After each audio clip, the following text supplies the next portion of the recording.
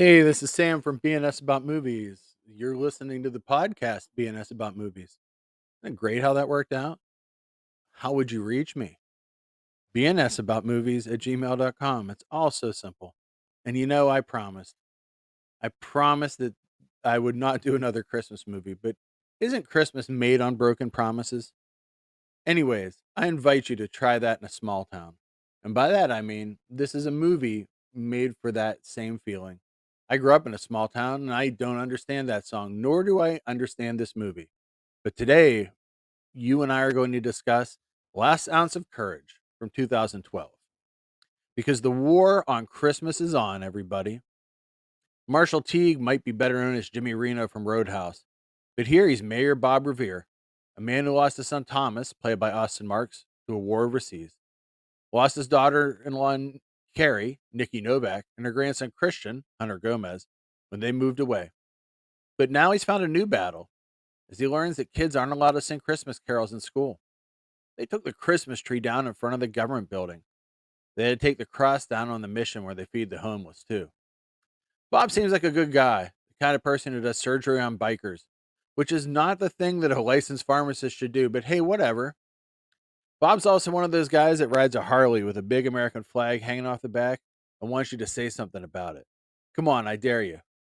Also, Bob's wife is Jennifer O'Neill. That's right, the same Jennifer O'Neill from Fulci's The Psychic, aka Seven Notes in Black, and Scanners. Well, anyway, there's a lawyer named Warren Hammerschmidt, and that's Fred Williamson. That's right, the Hammer.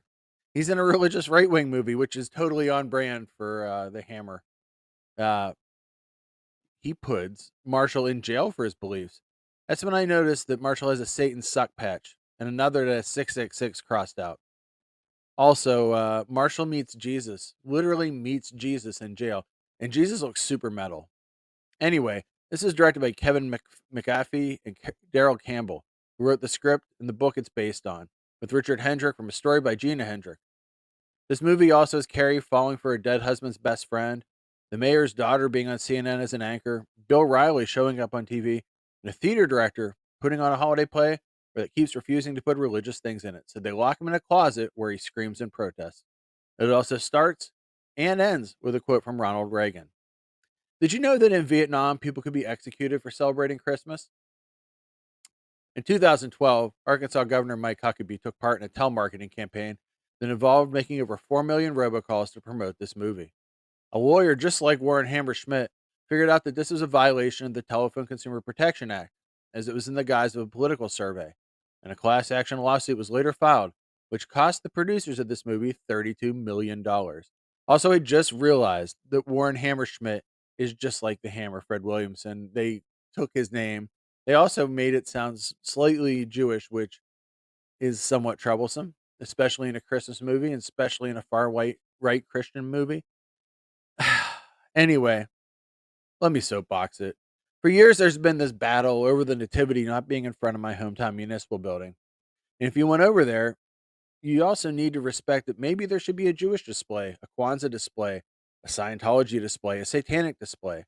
And this is not a country formed by religious zealots, but instead a country by people seeking religious freedom from the Church of England. Now, yes, there are things like we hold these truths to be self evident and a country under God, and that's fine. But how you find God or don't find God is your own thing. Your way may be your way in the place of worship, but should respect it. But can't you also respect my way? And that's the whole point. Respect is the whole point behind saying Happy Holidays versus Merry Christmas, the true start of the war on Christmas. I mean, what would prayer in school solve? I bet everyone prays when a school gets shot up, right? I know that's so basic, and look, I don't want to turn the show into my political or religious soapbox.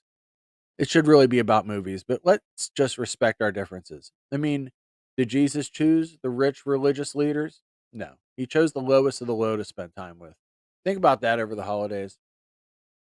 Also, when did bikers go from being 1% and against the law to suddenly being blind believers in the right wing? Didn't bikers used to hate cops? Must have been watching the wrong biker movies all this time. Anyway, if you're still with me after this episode, this is Sam from BNS About Movies. If this movie was made today, I can't even tell you in the last 11 years, how much more ridiculous this movie would get. How many more people could be in its cast? I mean, Kevin Sorbo would definitely be in it. Scott Baio definitely be in it. Uh, it would definitely have a character named Brandon in it.